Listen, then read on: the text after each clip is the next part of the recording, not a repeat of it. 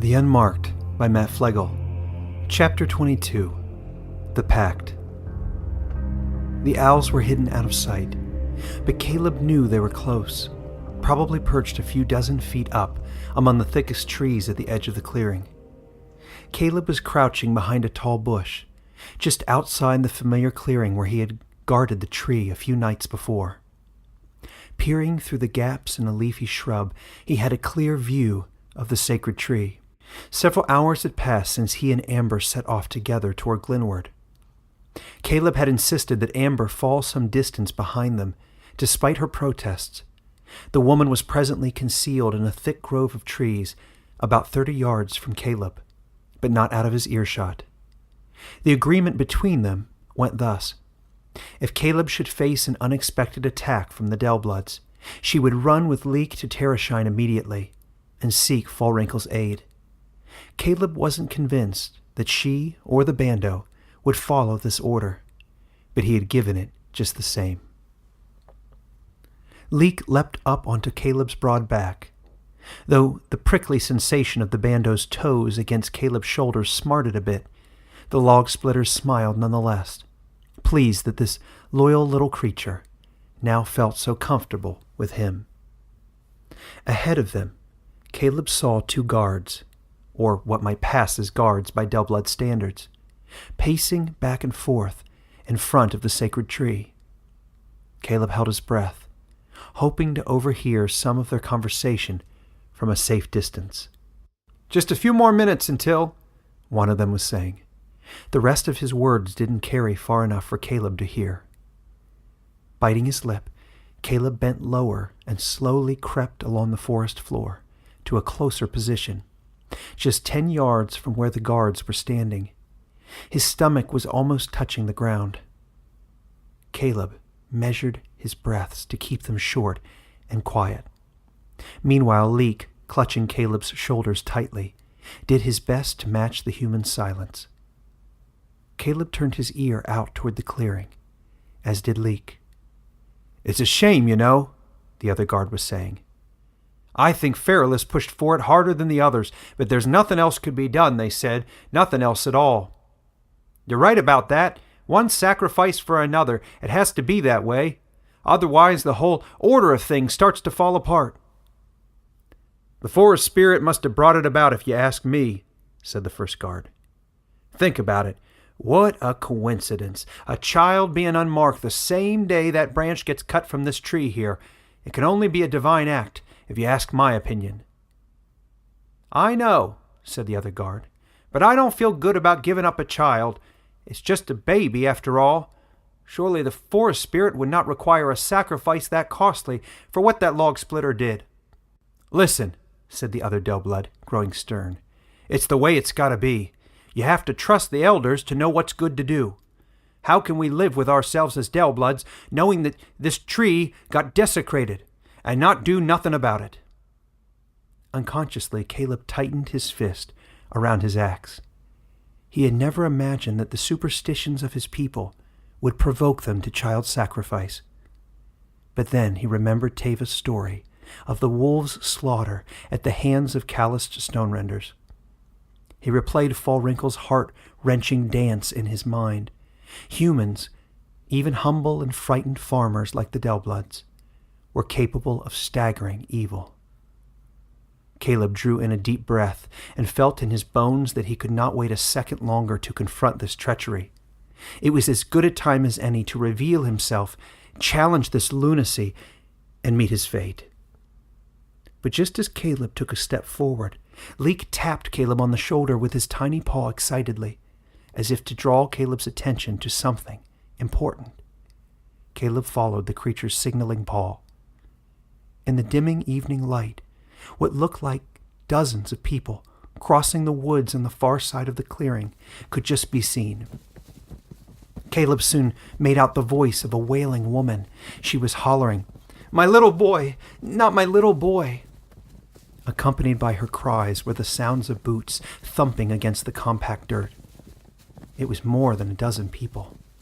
As the crowd drew closer, Kaleb heard the footsteps of perhaps 100 people. It sounded like the whole village was approaching.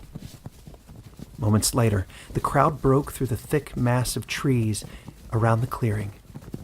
The people dispersed and shuffled into little clumps of whispering bodies along the perimeter. Then, Feralus stepped into the center of the clearing, limping as he did, and leaning heavily on his cane. In his left arm he held an infant, bundled up in a coarse cloth. The child let out a series of shrill screams to match its mother's. Its round face was lit up strangely in the orange glow of the torches behind Feralus. "Make that woman shut up," growled Feralus to a large man behind him. The man to whom he gave this instruction pinned the woman by her arms against a large tree at the edge of the clearing. She watched helplessly as the other villagers passed by her. None of them looked directly in her eyes. The mother sobbed from behind the powerful arms that divided her from her child. Soon the massive man tightened his vice-like grip on her arms. She grew silent, but grief racked her face. The elders of the village formed a semicircle behind Feralus. The old man hunched over at the base of the sacred tree, breathing hard from the brisk walk through the woods and the weight of the baby suspended in his wrinkled arm. The crowd stood like clay statues under the long shadows trailing behind the village elders. The sun had now almost set. Feralus straightened up again and cleared his throat.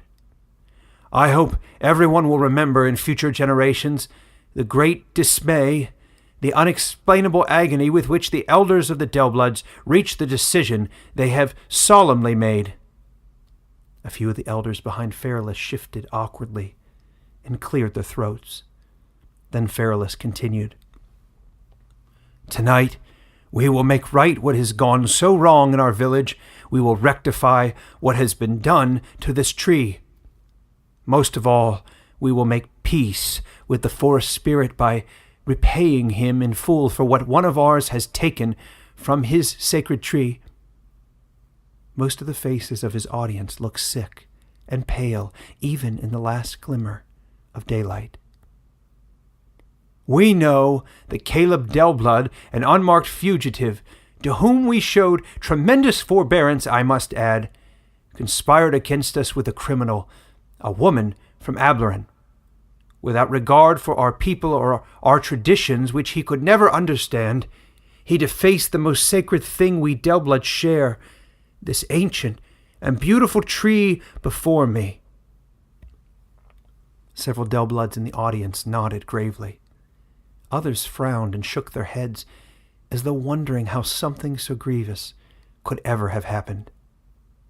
"And now," the head elder continued, "we suspect that in addition to blasphemy and vandalism, the same Kaleb has kidnapped Madge Dellblood. That's right, he stole from us that blessed daughter of our village. As you are all aware, she has been missing since the desecration of the tree. It stands to reason that Kaleb took her as well." A few voices in the crowd groaned. Just then, one man mixed in among the shadowy faces shouted, "How do we know this to be true, Feralus?" Kaleb recognized the voice as that of Lineage, the wood collector. Feralus searched the sea of faces with his weak eyes for someone to answer. But before he could say anything, another voice, with a strange though familiar accent, cut through the silence. "The reason Feralus knows this, my Dellblood friends," it announced, "is that I saw the two of them together with my own eyes." Just then a towering woman in elegant clothes stepped out from behind the elders. The same glint that caught Kaleb's eye the night he met Glista in these woods shone off this woman's clothes now. It was Verlisden, dressed in her full black regalia. The Dellbloods caught their breath at Verlisden's statuesque height and beauty. In the commotion, Kaleb had not noticed her standing among the elders. "And who is this woman?" said Lineage. "She is not one of us." "This is Verlisden, commander, that is, the queen of the Stonerenders," said Feralus, looking up at her in fawning admiration. She crossed the great woods between Glenward and Ablerin to deliver us this crucial information. Now we know on her testimony that Kaleb did indeed savage the tree and kidnap Madge as well, though she cannot tell us for what purpose. But how do we know we can trust her? Said another woman in the crowd. What does a Stonerender know of our sacred tree? The Stonerenders have their own ways of worship. Before Fairless could answer her, Verlisden stepped in front of him. She stole the floor with a commanding flourish of her long arm.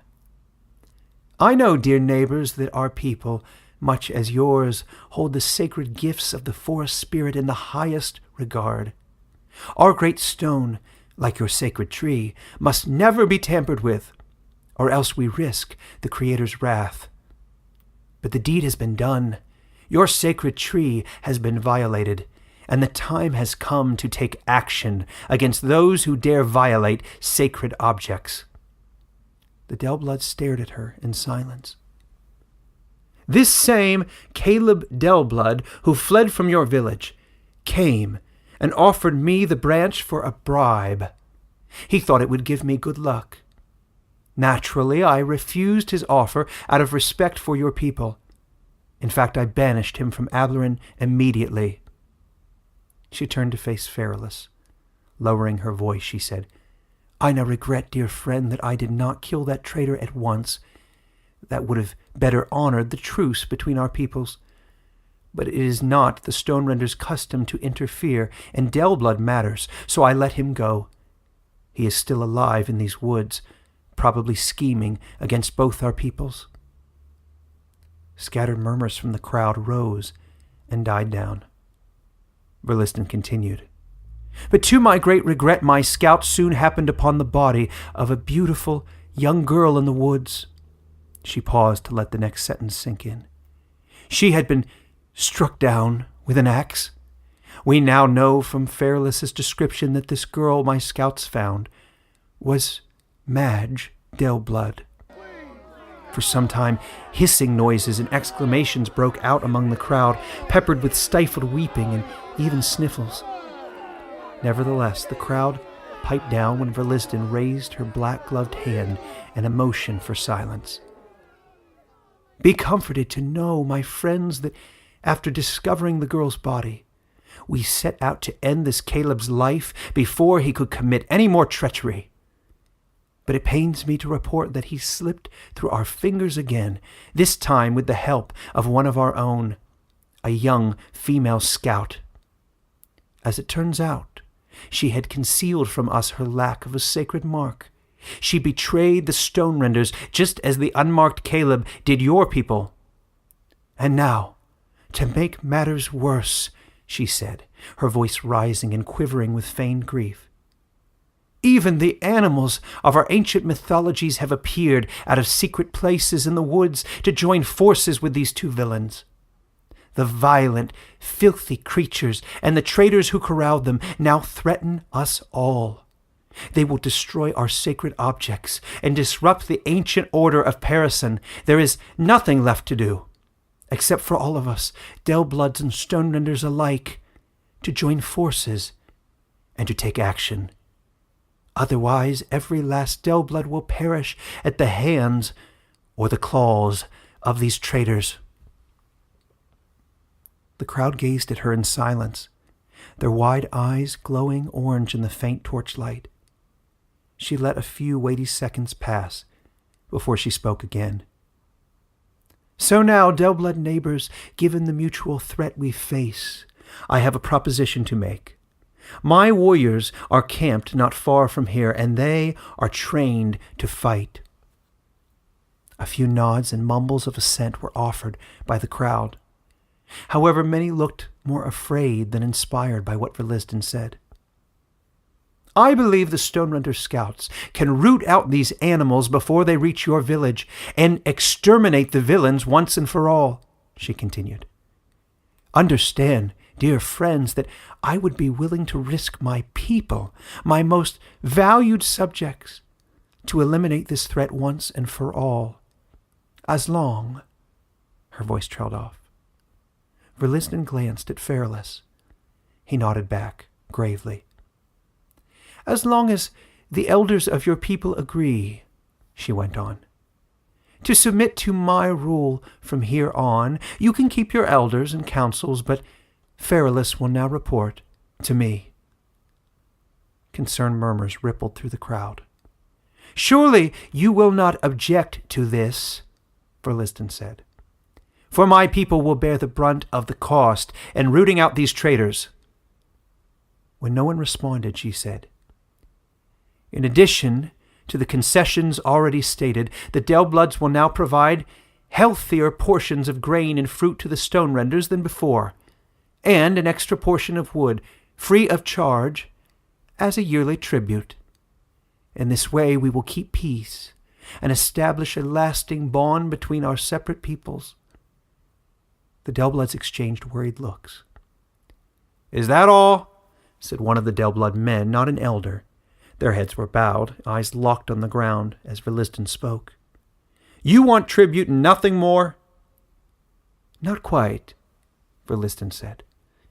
"It goes without saying, of course, that to eliminate any future misfortunes of this sort we must agree now, as peoples unified against a common enemy, to root out and destroy all unmarked babies born to either of our peoples from now on.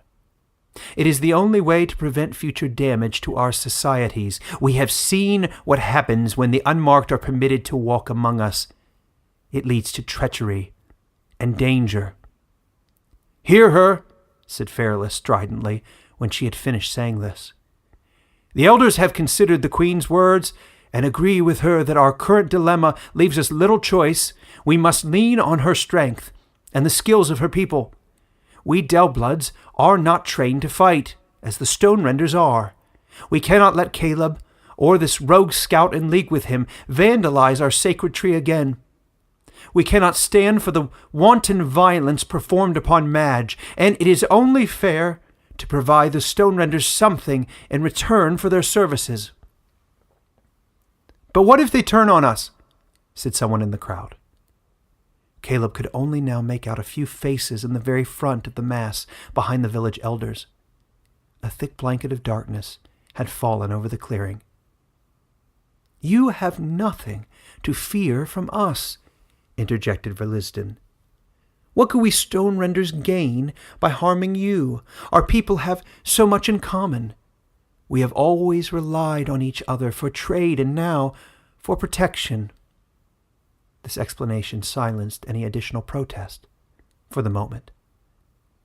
"But now, my people," said Feralus, speaking up again, "it is time to symbolize this pact with the stone renders, a pact the elders have already accepted on your behalf, by doing what we should have found the resolve to do centuries ago. It is what we should have done to each unmarked child staining our history, from Kaleb to Amber to every one of their predecessors." With this, Feralus held up the baby, still squirming in his arms. He walked over to the sacred tree and laid the unmarked child, swaddling cloth stretched out under its naked body, at the foot of the tree. The tiny boy stared in wonder at the giant branches and full green leaves undulating in the gentle breeze far above him. The baby yawned. Again, the boy's mother screamed from her place at the perimeter of the clearing. The man assigned by Feralus to guard her struck the back of the mother's head. She slumped over. "Verliston, ruler of the stone renders," said Feralus, "and now benefactor and protector of the Dellbloods, take my hand. Together we will seal our new pact and restore order to Parison." Verliston stepped forward and took Feralus's hand. She drew her blade. Kaleb noticed it was the magical blade used against Grimwit, and knelt over the child next to the Dellblood elder. The baby's sweet cooing noises stabbed at the hearts of everyone in the crowd, but no one dared to speak. No one dared to move. Verliston stared at the child for a few seconds, as though lost in thought. Kaleb, hidden close by, heard her whisper, Oh, Glista, if only you had not stabbed me through the heart first. What did you say, Queen? Asked the half-deaf Fairless, to which Verliston replied, Nothing but a prayer to the forest spirit. A steely look came into Verliston's eyes. She clenched the sword hilt in her right fist and lifted it above her head. For the forest spirit and for our people's everlasting peace, she shouted. Kaleb gripped his axe tightly. Leek leaned in close to whisper, You must do something to stop her, Kaleb. Verliston closed her eyes. Her whole body tensed up until the sword quivered above her in terrifying suspension. Kaleb rose from his hiding spot, axe in hand. He opened his mouth to shout, Stop! But just as Kaleb crossed into the moonlight, several in the crowd screamed. He froze in place. Someone had rushed out from behind the sacred tree. The intruder swung a sword fiercely against Verliston's, knocking her backwards onto the ground. The crowd gasped and backpedaled from the tree. Even through the darkness, Kaleb could make out the short-cropped hair and slender but powerful arms of Verliston's attacker. It was Glista, standing over her mother with a glint of indignation shining in her black eyes. The female scout pressed her blade into the armor covering her mother's chest. Neither you nor anyone present tonight will harm that child, she said in a voice like stone.